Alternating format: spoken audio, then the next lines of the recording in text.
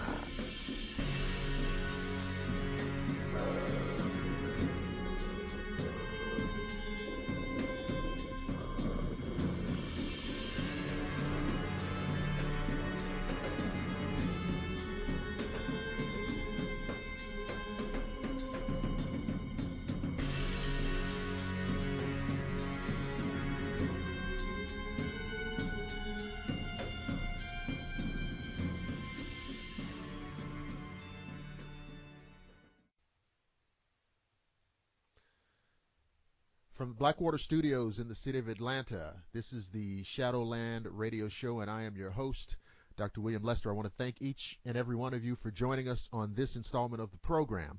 I always like to begin each show by reminding you that you can catch archived editions of our show on the following platforms. Of course, our YouTube channel, which is Blackwater Media. You can listen to us on Google+. You can listen to us on Facebook. If you go to Facebook, you just type our names into the search engine, Shadowland Radio Show, and it'll come up and you can catch, I think there's 36 archived shows going back to about June of last year.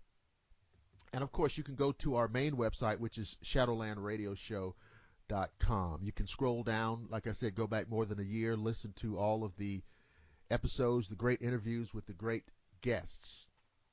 Today, of course, is no different. I am going to bring on a wonderfully talented lady named Debra Robinson. And when I get through telling you about her, you're going to understand why I use the term multi-talented. So let me give you a little bit of background on her. She's a multifaceted individual, an accomplished author, musician, and songwriter. After the tragic losses of her son and father, good Lord, Debra delved into an entirely different kind of writing, producing her first book, A Haunted Life, released in 2013 by Llewellyn Publishing. It was followed by The Dead Are Watching in 2014. Debra's the author of 7 books, including her 2 newest releases this fall, 2015, Red Death Survivors and The Haunting at Black Tower Mansion. Her paranormal suspense series, Sarah's Shadows and Sarah's Night, are best described as The Stand meets Afterlife. I think that when you say The Stand, I think that's the Stephen King book. Red Death, a post-apocalyptic thriller, and the sequel, Red Death Survivors, both with Severed Press, tell the tale of an Ebola pandemic that nearly wipes out society as we know it. The Haunting of Black Tower Mansion, released by Voodoo Press, is Debra's latest work, a dark horror novel of obsession, possession, and ghostly revenge, best described as The Shining meets The Haunting of Hill House. That sounds like a nightmare.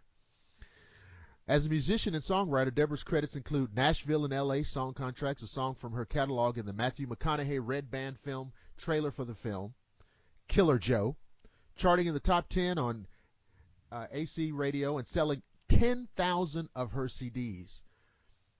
Pretty Lies and Perfect Girl regionally. Debra resides in northeastern Ohio and performs locally on a regular basis. Debra is a sensitive and has had real experiences with the paranormal. So welcome to the Shadowland Radio, Debra Robinson.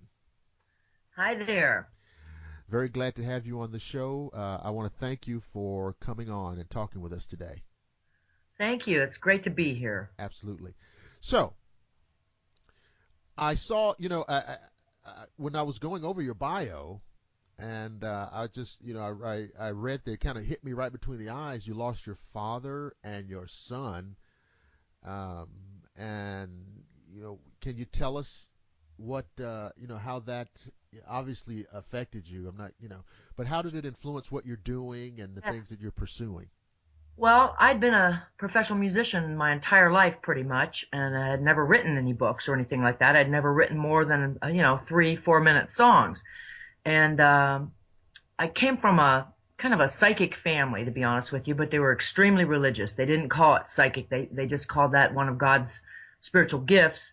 And, they frowned on the whole psychic thing. So it all kind of worked together where my son, James, who's my only child, basically he also had a little streak of that. It seems to run in families sometimes if you believe in that sort of thing. And of course I do because I have no choice. But anyway, my son had that too. He kept having premonitions about things, and, I would deny them and try not to pay any attention to them, basically, the same as I had done with my own for most of my life. Finally, when I got to the point where I sort of embraced it and decided maybe I should use this to help people if I can, it seemed that right about that time everything came to a head, and my son was killed by a drunk driver. And yeah, it was a nightmare. But the thing is that he had led up to this and seen things coming, and I didn't understand what he was seeing, and I didn't understand the things that I was getting premonitions about either. And I think that's probably a good thing, because it's better not to know. But anyway, it eventually led to me putting all this together. Just a short time after that, my father shot himself. He killed himself. Ugh. And so I felt that by embracing this paranormal stuff in some way, I had attracted something dark that caused all these things. So, I lived with that kind of guilt and heavy feeling of thinking, God's turned against me or whatever, and that I was doing the wrong thing and maybe had brought this into my life. And that's when I, sat down and began writing the book, putting all the pieces together, going way back from just childhood on, when I first started noticing the premonitions and things like that in my life, from early childhood and on through my life, and all the strange things that happened, just trying to make sense of it, like you will, and tragedies like that. Some have told me, no, you didn't have anything to do with it, and others, have said, yeah, and I've also come to believe that sometimes if you do have a gift like that, and if you are a believer in God, then anything on the dark side is going to be, attracted to that. I mean, they will notice it, they will spot it. And that's just kind of my belief has evolved into that over the years. Many people are skeptical about that sort of thing, but I'm just basically pretty much thinking, I want to stay close to my higher power and try to atone for anything bad that I've done or attracted. So that's kind of my mindset these days.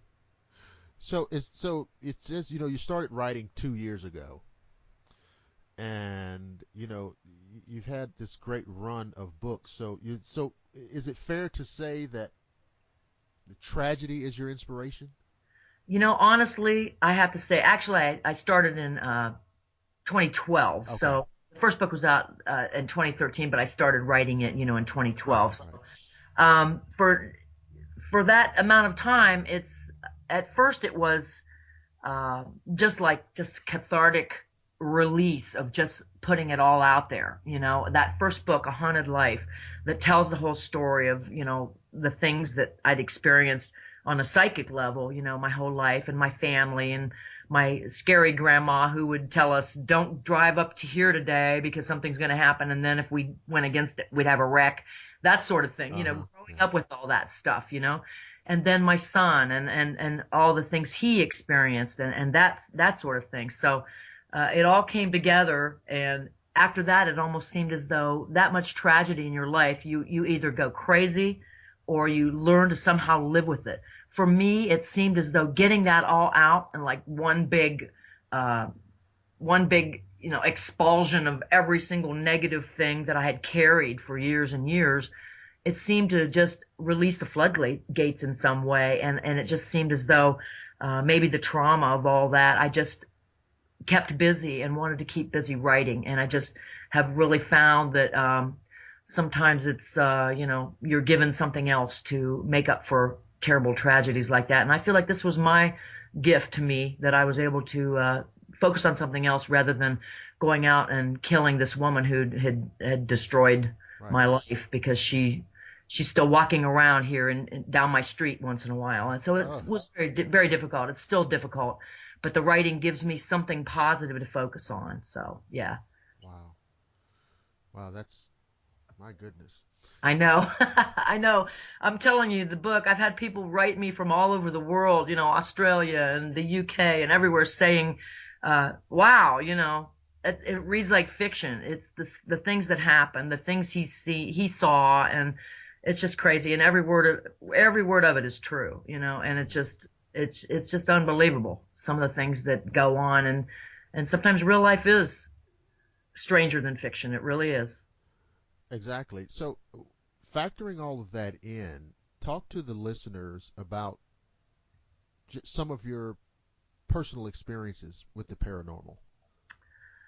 Well, I used to not really, I was raised so religious. So my grandparents were Quakers, which is a very strict Protestant sect. And then things evolved a little bit, and they became like Nazarenes, which is pretty, like Baptist type of strict Protestantism again.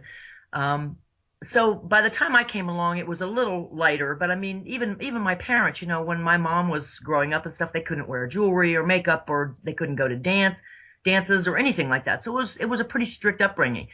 My grandma was like incredibly psychic, like I said, and they didn't call it that. They were, it was almost like a shameful thing.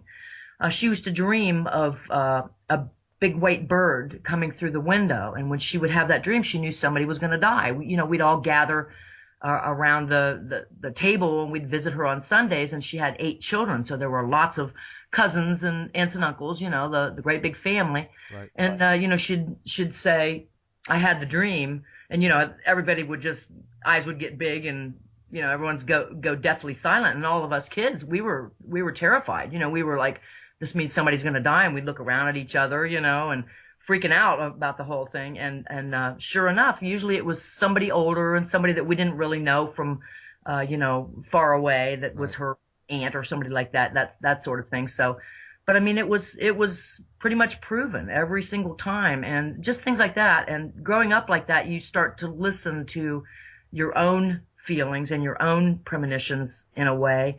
I think certain families that have a streak of that running in their family, they tend to accept it because, it's been a fact for them. And from a young age, they listen a little bit closer than maybe normal people would just say, I'm just worried about something, that there's no sense worrying about that, But, the people that have it, I think that they pay more attention, and it gets to the point where, in my case, it gets bigger and bigger and bigger. And the big thing that really set things off for me, when I was about 13, I asked for a Ouija board for Christmas, and back then they sold them as toys. Nobody thought much of it. Right. And my brother and I played with it. We couldn't really get much to happen. Right. And very shortly after that, all hell broke loose in our house. And it was a huge, like a poltergeist type of haunting. And for 3 years, I lived in complete terror in that place. It really kind of focused on me, and I'm not sure whether that was because of sometimes you can, supposedly they can see people with a little bit of a psychic streak better than others. Not sure. There's a lot of different theories to that. But for believers, a lot of people think that the poltergeist comes from the person itself, from negative emotions or whatever. And to me, it seemed a little too personal, and I don't think that's the case in my situation. But yeah, there were a lot of things going on there. Things were scratching on my fitted sheet at night. I'd be laying there thinking about school the next day or whatever, and something would start scratching on my sheet, and you could feel the vibration up through my body, from the sheet, and you could feel it moving down by your foot.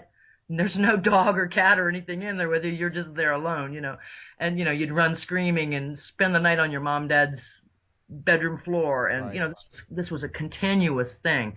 And at first it was just mostly focused on my brother and I.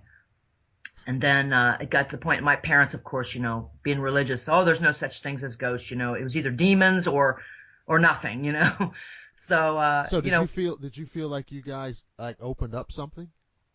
When I look back on it, I think maybe something noticed us, because of that.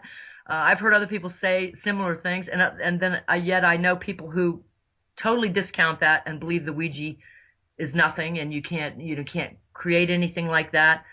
It's almost become a cliche for people having stories like this, and yet I'm telling you that is what really started the negative things for me. So finally, after 3 years, my mom and dad started being affected by it. My mother would wake up, early a.m. with this old man bent over her face, and after 3 or 4 times of that, we moved. Yeah. So I really just am thankful that happened, because otherwise, we might have had to live there for a very long time. But it was quite terrifying, really was. Wow.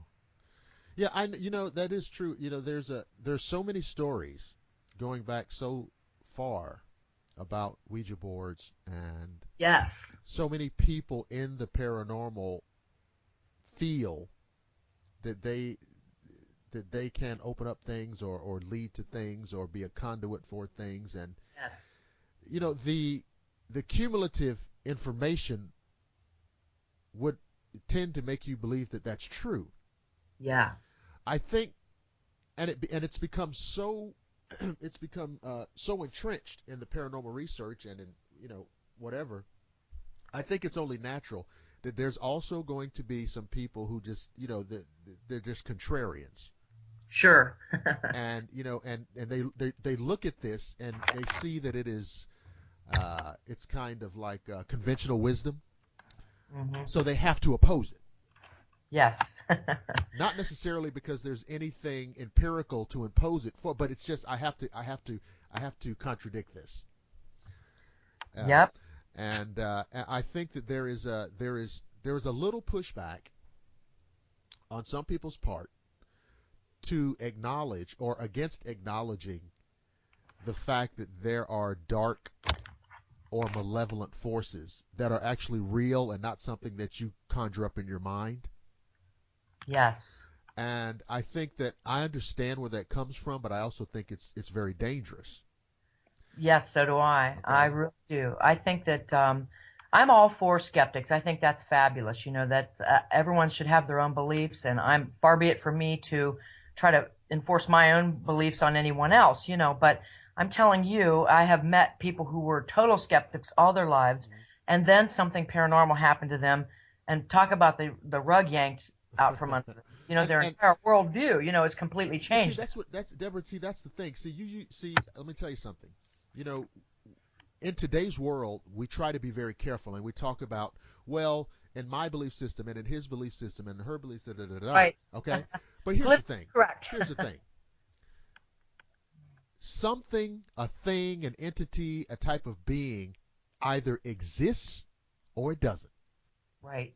Ghosts either exist or they don't. Yep. So if you have 10 people in a room and 4 of them don't believe in ghosts and 6 of them do, even that doesn't matter because they're either real or they're not. Yes. And so I like to get to the point where people just acknowledge, listen, I can tell you what I believe, but I also tell you it doesn't mean anything because this will either be shown to be real or it won't be. Yep. And yeah, you know what I'm saying? So I think human beings have egos. Yes. And our egos are such that we actually think that what we believe defines reality. Yes. When, you know what I'm saying? Where there were things that existed before we were ever here. Yes, exactly. Okay? We're like here for a flash, Exactly. And they're going to be here when we're gone and things like that. Yes. And so the reason I like looking at these type of issues is because I want to know whether this is real or not. Absolutely. I think that's the intelligent approach to these things. I mean, I totally respect skeptics. You know, but the intelligent approach is look at the things that we didn't used to believe in before, even before, you know, TV was invented, things like that. Yeah. Those were impossible things, you know. So to me, you know, I don't know if you've ever read much about string theory and those sorts of things, but yes. I'm a right-brained, you know, feeler, touchy-feely type person, artistic, that sort of thing. So I don't do well with math. I never have. Yet I had somebody explain this to me in a way that really made a lot of sense to me and completely seemed, you know, doable as far as what I could visualize. And that is, imagine a loaf of bread. Imagine all the other dimensions side by side like the slices of bread. Right. Sometimes one of the dimensions next to you could easily bleed into your slice. When you think about it that way, it's like, wow, yeah, and that's what they're saying this is actually about, you know. No, yes, I mean, exactly. I mean, actual physicists, not fortune tellers, right? Not you know, carnival gypsies. Actual scientists are saying this, and think about how many things are part of our everyday life that at one time, for example, were strictly relegated to science fiction. Yeah. Well, they used to think the Earth was flat, you know, if you go back far enough. Right. But I mean, exactly. I mean, but if you go back, listen, you go back 50 years. Yes. Go back 50 years, and you watch some science fiction. Yeah. Yeah. And you will see them affecting technologies in a fictitious manner that exists today. They came into being with thought, with artists thinking them up, you know. Exactly. And so, yeah, and it's amazing because you don't even have to go back that far. Yeah, and then you get into the whole thing with, I've listened to a lot of people talking about the Roswell crash, and they talk about how, you know, all the transistors and all the, you know, oh yes, cable and all that stuff were reverse engineered from like 1947 on, you know. So I thought that's a very interesting theory. It's very interesting. And here's the thing. Now, what they usually kick around is that they went from these transistors to these circuit boards, and there was a point where you had things like, you know, in TVs and radios, you had tubes, and then they became solid state. Yes. But here's one of the things that doesn't get talked about as much about Roswell in terms of what we gleaned from that allegedly. Something that you think is very mundane, Velcro, was a component allegedly of these aliens' clothing. Wow. That's interesting. Also,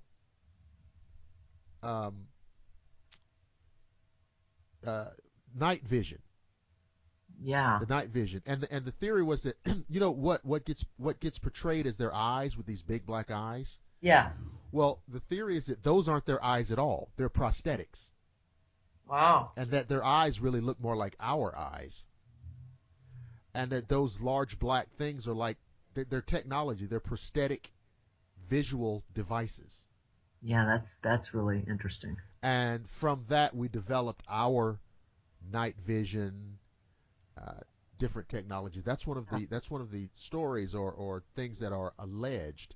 That's very interesting. And on and on. And so it is interesting because those types of technologies, like going from tubes to solid, they are significant jumps. Yeah, and within like that 50-year period, you know. Right. That's the thing that's so, you know, did one lead to another? And, you know, if you look back at it, everyone who supposedly invented these things, do they have some context within each other would be my, you know, exactly question on that. There was another kind of technology that they talked about coming from that, and I can't think of the term to save my life right now. It's like that light where the light shoots through the cables and I can't remember what that's called. I know, I can't either. I was thinking of the same thing. Because you see it all the time, right? But I can't. Yes, exactly. I have no idea what that's called. But that thing we're talking about, folks, that's what it is. Okay. It's like the cables from, you know, they can now shoot, Time Warner cable can now, you know, things through the air, you know. Yeah, it's crazy technology. It's like Back to the Future. Exactly. So all of these things, though, what we're talking about, all of these things, look, aliens are real or they're not. Yeah, that's right. So we don't need to take a survey on who believes in aliens. I mean, it might be an interesting intellectual thing, but they're real or they aren't. And it doesn't even matter if you say, well, I've never seen one, so I don't believe it. Right. Okay? Because, like, I've never been to the moon. Right. But it's there. Right? That's exactly right. Okay. So, I when we were talking about the haunted house and all the stuff I went through, that pretty much convinced me from a very young age there was something else that they weren't telling me about, that religion wasn't telling me about. Well, in an offhand way, yes, religion tells you about the dark side and, the light side, that sort of thing. But it didn't explain this in between state or what was going on there in that house. And so at that young age, I began researching. And back then, there was very little about that, I bought every book and saved my allowance and tried to watch every show that came out and just kind of developed my own beliefs over the years. But after my father died, this was just in 2011, okay, so not that long ago. After he died, the day we found him, he'd been pretty despondent, and my mother had passed away about 6 years before, so he'd been having a rough time. His health was failing, and we found him. The day we found him, he had shot himself, and of course, just total devastation, and you blame yourself. And I was still grieving my son. It was just bad news. He was just awful. I came home that night after he was taken away and everything, and I sat on the couch with my husband, and I've lived in my home for 30 years, so I know every sound. We were sitting here quietly beside each other on the sofa. I'm crying my heart out. What could I have done? What else could I have done? I'd done everything I could have. I took him to, the counseling, and I took him to the doctors and tried to do everything for him, Sure. And, you're blaming yourself and thinking you should have been there and all that stuff. It was awful. Anyway, I was just sitting there saying those things, and all of a sudden, not 3 feet from my face came the sound of somebody snapping their fingers 2 times. And I knew it was my dad. I knew it was him. And so I just immediately, what it must have taken him or his spirit to be able to get through to me. I didn't see anything, but I heard it as plain, and my husband heard it just as plain as I'm speaking to you right now. Kind of like snap out of it? Yeah, to let me know, I'm here. It's okay. I'm sorry. I didn't really mean to do it. Whatever, Yeah. And I said, Dad, I know that's you. Do it again if you can do it again. I said, tell God you're sorry, ask for forgiveness, whatever. Go towards the light. I did all the spiel, the usual things.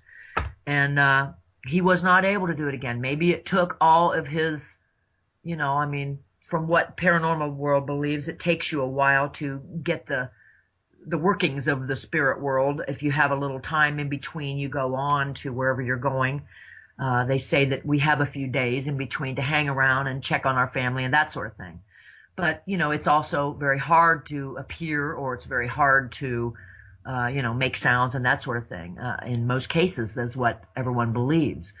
So maybe it took all of his energy and all of his will to be able to make that finger snapping, I don't know. But I'll tell you, if I hadn't already have known, that would have done it. And my husband, is kind of a semi-believer because he's dealt with me premonitions and telling him, oh, you're not going to work tomorrow, or this is going to happen. And so he's, afraid of it in a way, Sure. But yet kind of skeptical as well.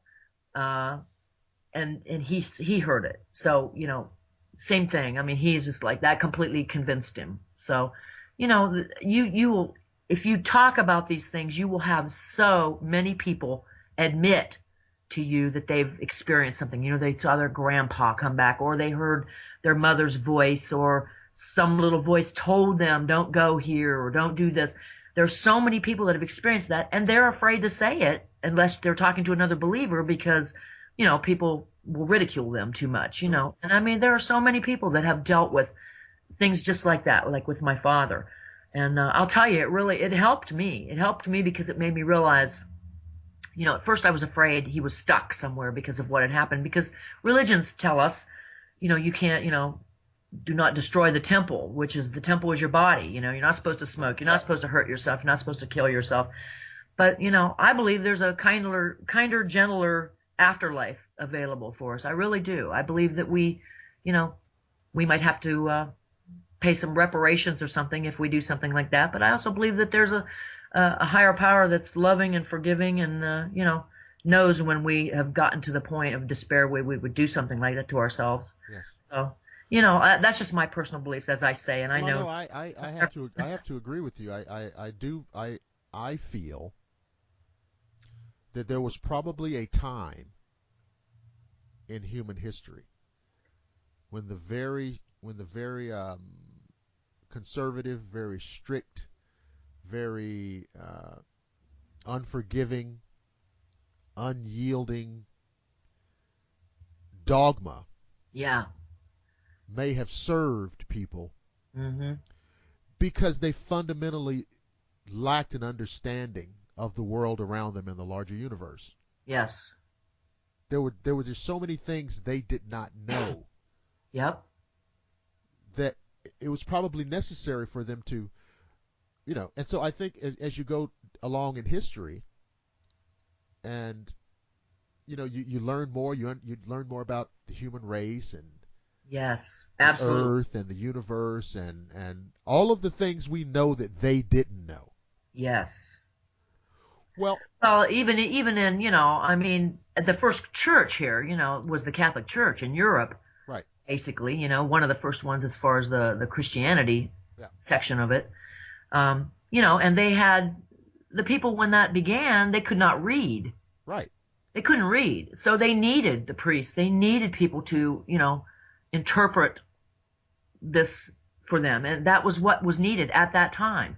And I'm a firm believer that as each segment of time goes by, we are given what we need to know at that time, And so now that all the enlightenment and everything comes out, there are a lot of different beliefs, and there are room for all those beliefs. Oh, sure. I believe that everything comes in the end. All religions, everything are just simply what those people's followers need at that time, and then in the afterlife, it's all the same place. We go to the same place. Right, and that's what. But that's the fun part because most of them would also tell you, no, you're wrong. You're wrong. Yes, I know exactly. Because and that's the thing about it. Everybody's right. Yes. And the other guy is right. The other guy's the infidel. The other guy is the soulless, lost unbeliever. And it's just I usually don't like to get on this kick about it, but listen, people. It's the 21st century.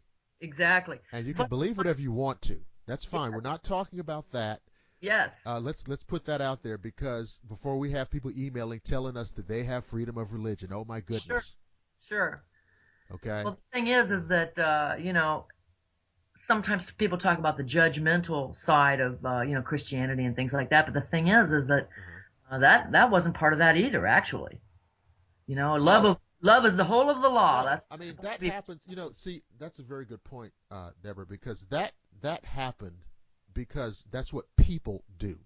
Exactly. Okay? That happened because of society. We have these social things. We have these social stratifications. We have society set up in a way that we like. Yes. And in order to maintain it the way that we like it, we bring that theology into it to justify it. Yeah. These are the good people. These are the bad people. Yes. Right? And we try to encode. And it worked for a long time. But yes. In recent years, recent decades, what you've seen is that we started to purge the theology out of our civic life. Yes. And there's always going to be people who don't like that, but you have to know intuitively that's where we have to be. Yes. Because the guy next door may not be of the same persuasion as the guy down the street. Exactly. It's become too global, Yeah. Our world has become so global that, we're connected in ways that we never used to be. And so you have to have acceptance of everything and allow everyone to be what they are, you know? Just if you look at, I mean, anybody who's, I don't know, anybody who's over 30, I don't even care where you live. We are so much more diverse than we ever were. Yes, absolutely. And of course, now people will argue over the good or bad of that. That doesn't matter. It's just a fact. Right.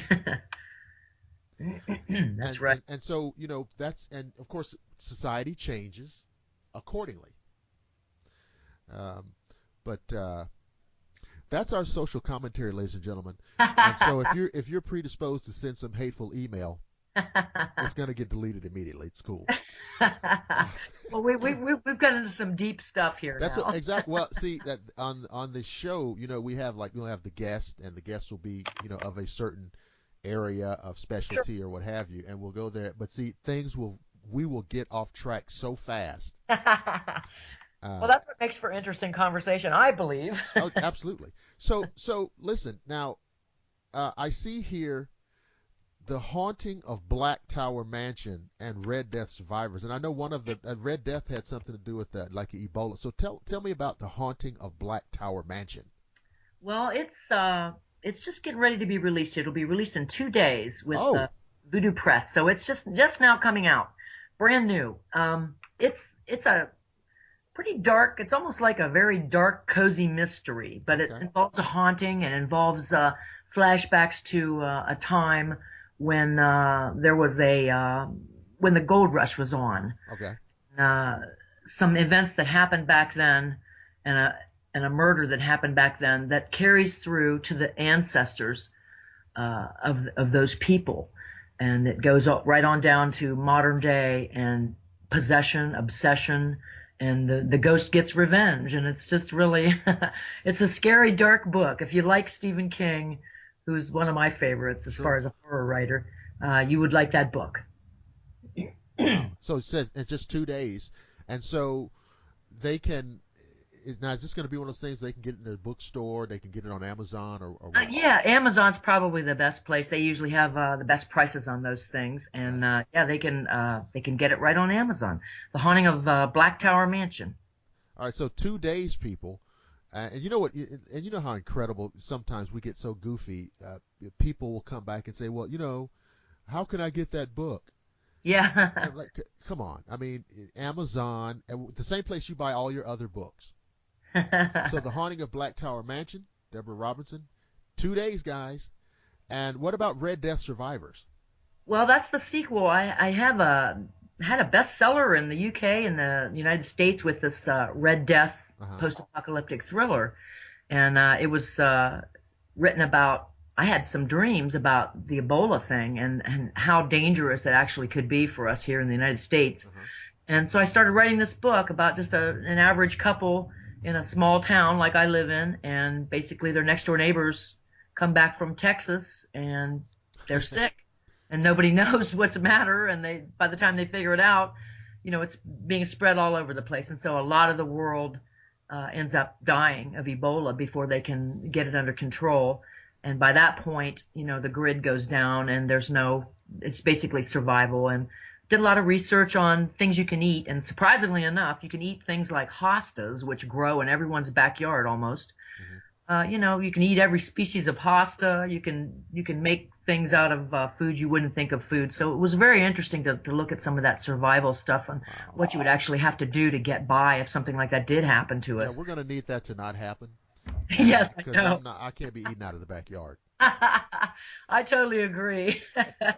But anyway, the characters make it kind of palatable. So the woman who is one of the main characters, she figures out how to cook all these things with, So a lot of people will get a kick out of that. And I've had people writing saying, they liked it because of the fact that they have to figure out how to make, flour and what to eat, when they run out of food. If you didn't buy a bunch of cans of stuff and lots of food before the Ebola thing hit, you were pretty much just screwed over. So you didn't get anything. So, but yeah. And then the sequel to that just came out about 2 weeks ago.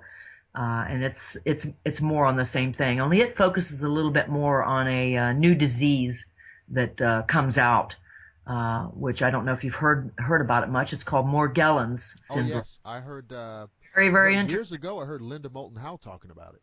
Yeah, well, you know who has that is Joni Mitchell, who's the singer from back in the 70s. She's like an icon. She has Morgellons syndrome. Good Lord. Yes, and so, I had thought, well, maybe it is, maybe it isn't, until I heard about her. Well, she's obviously not a crackpot, So, she has it. So from then on, I started realizing, this is either something new that's just, appearing that no one really knows about. And then the book goes into theories on that, and that one is something that is starting to take over as well. Back when I first heard talk of this, they were trying to, there was a lot of, is it even real?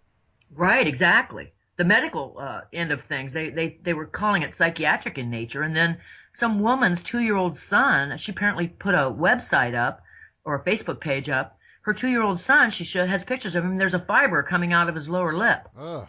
Well, he's not having a psychiatric thing. Obviously, he's 2, Right. So then people started taking it serious, and all these people jumped on and said, I've got this, So it's just really grown to where the medical establishment is now starting to figure out.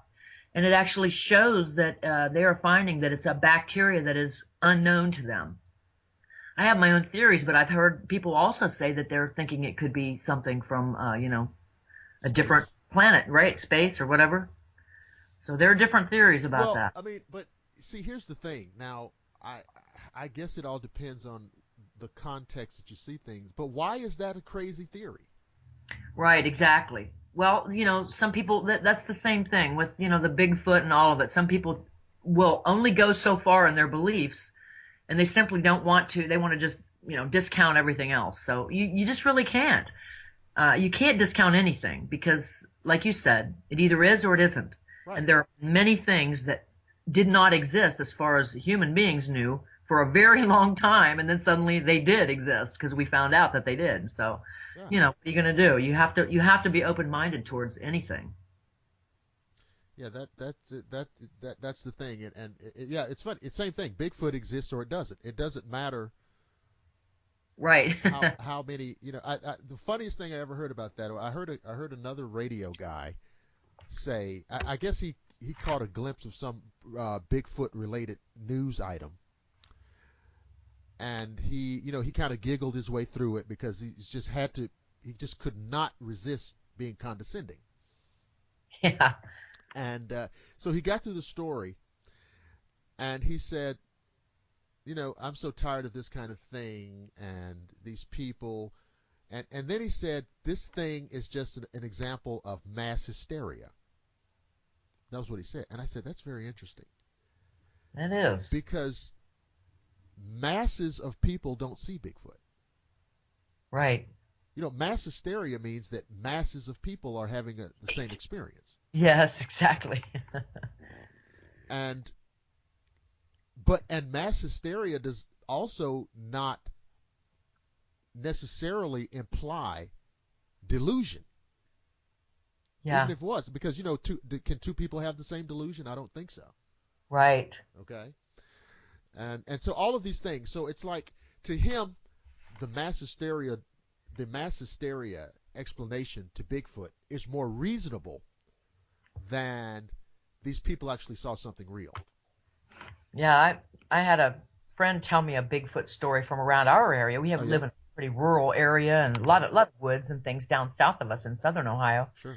And this guy actually was someone who worked with someone I knew in a factory. And this guy is, a great big muscle-bound, we'd call him a redneck, basically. Right. I mean, he was just the kind of person who didn't believe in any of that sort of thing. Nothing. I mean, you're ridiculous if you believe in anything like that. Very cut and dried type of guy, Sure. And basically, he was out in the woods somewhere with his girlfriend. This is when he was fairly young, parked somewhere, just hanging out and making out a little bit, Anyway, he got out to go to the bathroom, and she locked the doors like a joke on him, a trick on him, Mm-hmm. And he looked up and saw something huge and shaggy and stunk like crazy, and it was 9 feet tall. And scared him to death. He won't even go in the woods anymore. This was probably 20 years ago, and he was just a kid, you know. Right. And this is a guy who, you know, when you hear somebody like that tell you something like this, you really wonder, because this guy just does not believe, you know, anyone who believes in that stuff's a sissy, and you know what I mean? He's that kind of a person. And you just think, wow, you know, he must have seen something. What could it have been, you know? So that always got me, and I always tell that story to people when they, you know, discount the whole Bigfoot thing, because, you know, you just never know. You just don't know. And no matter what people think about it, what you have to agree on, I would say you have to agree that with 100 years or more than 100 years of sightings, encounters, eyewitnesses, things of that nature. Yeah, and normal people too, that aren't people, you know, right. Normal seeking people, fame or whatever, you know. You must acknowledge that it's not, there's something to it.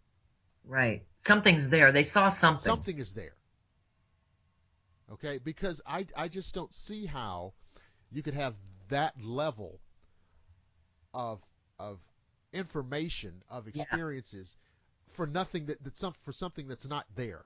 And the other fact is it goes back. I mean, it goes back to, you know, pre-colonial times where Native Americans were seeing it. You know what I mean? So it's very, very well documented for a long, long time. This is not something that people made up in the 50s. This thing was a part of, before there were any Europeans on this continent.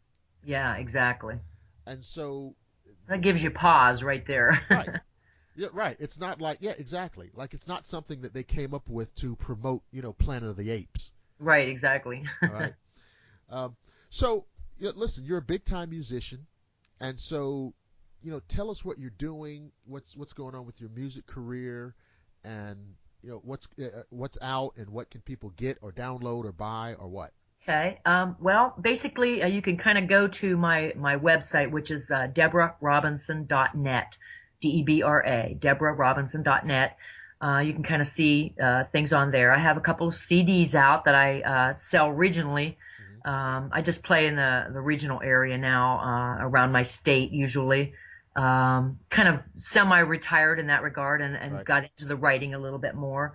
But yeah, I have 2 CDs out, Pretty Lies and Perfect Girl. Those are all songs that were, you know, are pitched by my Nashville publisher and my LA publisher. I don't have the Nashville one anymore, but there's a combination of songs on there, everything from pop to rock to, you know, alt country and that sort of thing. Okay. And then the books, I've got my first original book, if you want to know, if you're interested in the hauntings and what went on with my son and his premonitions of his upcoming death and all that stuff. That's called A Haunted Life. The True Ghost Story of a Reluctant Psychic, and that's with Llewellyn. And I have a couple of those true story books, nonfiction, with them. And then the fiction is Red Death Survivors and this Haunting of Black Tower Mansion, just coming out very soon, within a day or so. Now let me ask you this. I don't want to put you on the spot, but I'm saying it now because I'll get that email. Okay. Somebody's going to say, how can they get a CD or a book autographed? Oh, you know, if they contact me through my website, okay, I'd be happy to do that. Okay. For them.